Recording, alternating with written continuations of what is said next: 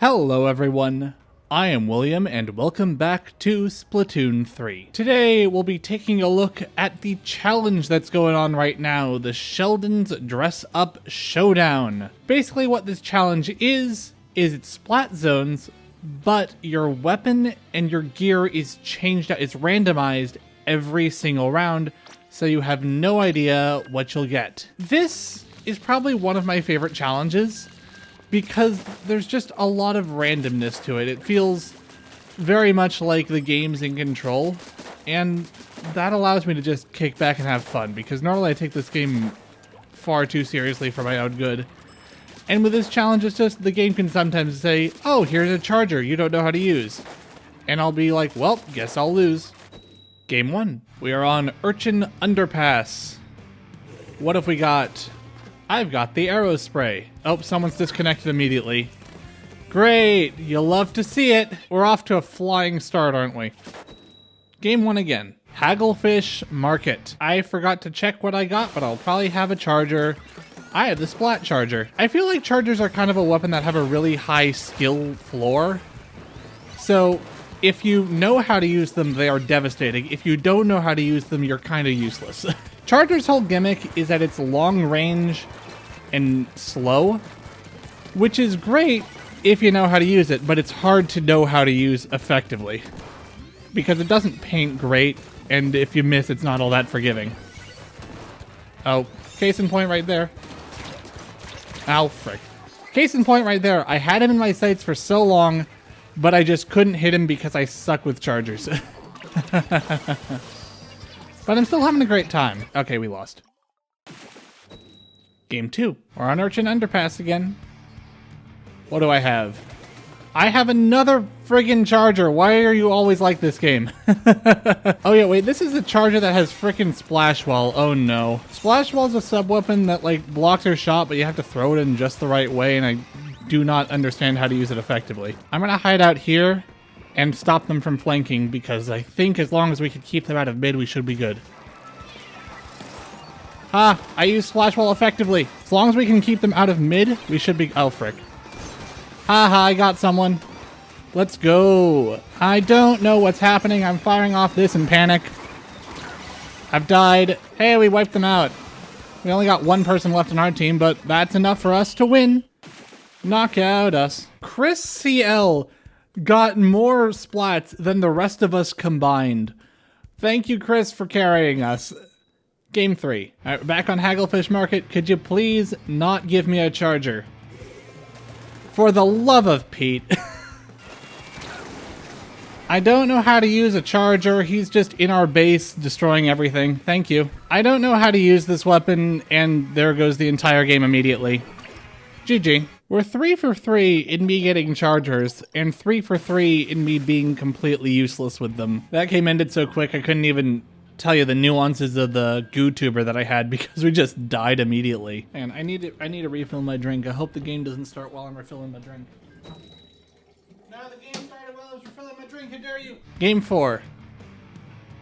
And I have the carbon roller. Carbon roller is kind of like the opposite of a charger. It is very short range, but you don't really need to be all that accurate with it. Because as long as you are vaguely within where you need to be with it, you're good. Ow, bollocks. But as you see there, I hit him dead on, but it didn't do full damage because this thing has virtually zero range. I live over here now. What? Oh, for crying out. I forgot that wall was paintable. Yeah, we're gonna lose this. Game 5. Back on Urchin Underpass. What weapon do I have? I have another bloody charger. I actually got a hit there, but this thing requires 2 shots to work. Nope. Oh, for the love of Pete. I retreated from one guy and directly into the line of fire of a different guy. But yeah, the unique thing about the Snipe Rider, which I have here, is if you fully charge it, you get 5 shots, but those 5 shots don't really do much. Snipe Rider is pretty good for Salmon Run because the 5 shots actually deal decent damage, and the 5 of them in total are insane. But Oh, I got someone. Here in PvP, it's not great because you need to have 2 well-aimed shots to get one guy, and one-aimed shot is hard enough. Oh, frick. No, no. Oh, I got caught. An enemy ink and died. Somehow we're in control. I don't know how that's happened. Well, I'm the only one who's surviving, so... yeah, I was going to say, that was not going to last long. I do not know how to use chargers, and Sniper is probably the hardest one to use, so this game was not going to end well regardless.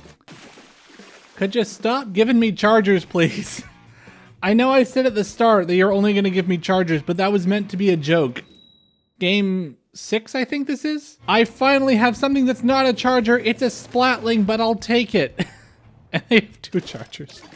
Why are there so many chargers in this game mode? That's what I want to know. So Splatlings are the other major backline option. And basically what happens with them is you charge up and then fire a volley.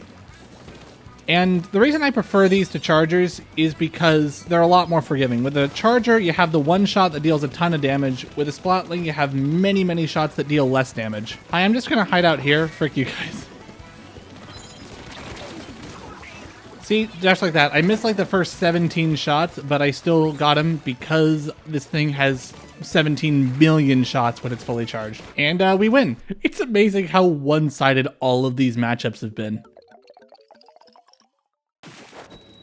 Game 7. I have the Squeezer. The big gimmick with the Squeezer is it has 2 firing modes. It has this long-range fire where if you tap it, and then if you hold it down, you have the slightly faster but less damage and shorter range firing mode. I've got people with my Trizuka. That was unintentional.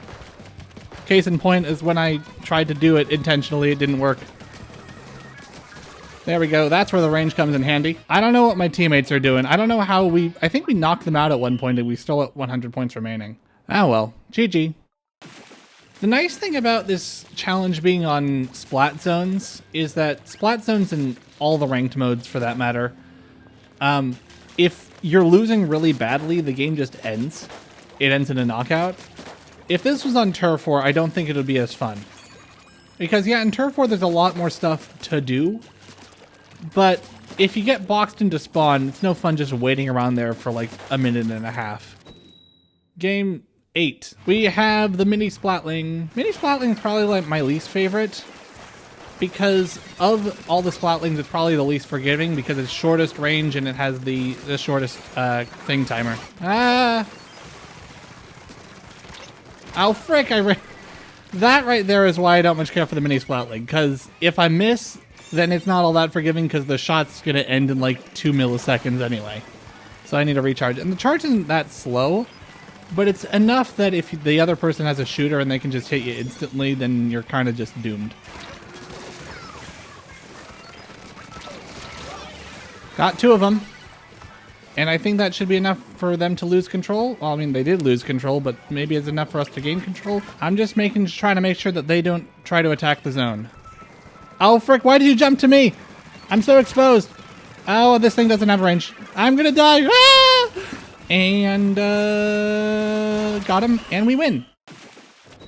Game 9. And I think those are the M-Perry Splat Dualies. The ones that have Curling Bomb.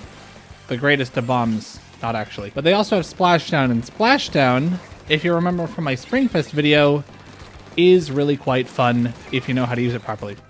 That guy just appeared and then died. Frick you! Dualies are a lot like your standard... I didn't even see that guy there. Dualies are a lot like your standard shooter, where you just press to fire, but they also have a turret mode, which focuses your firing and makes your shots deal more damage per second. And so normally what you want to do is be in turret mode, but the problem with turret mode is that you're standing still. Oh, I'm gonna die right here, aren't I? Ah, frick you for jump camping. Ha, got 3 of them, and the other guy is about to kill me. Nope, I got him. Let's go. Got a quad. Ow. I did not have enough range to get him. That was my problem there. I'm running into your home. Bye. I'm here to be a distraction so that you don't attack the zone. Ah, dang it. My plan didn't work. No. Ah, dang it. Game 10. I have the recycled Brella. I like this one. In my opinion, the Recycled Rella kind of combines the best aspects of the Tenta and the Splat Rella. Because it's high damage, it's high range, the Parasol deploys quickly. The problem is the Parasol has 0 durability. That's where the Parasol comes in handy. No, they took control, how dare they. But yeah, this is a very one-sided match so far. If they manage to pull it back, I'll be very impressed.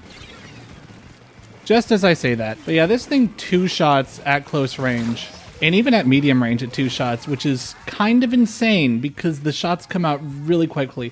This is one of my favorite weapons that they added for Splatoon 3. They added 1 new weapon of each class, and some of them got the short end of the stick, some of them are the paintbrush. Well, we might actually lose this one. That's not good. That's where the Parasol comes into play. Frick. Get outmaneuvered. As long as we can get the zone back from them before they take the lead, we should win this. Otherwise, they're gonna win this.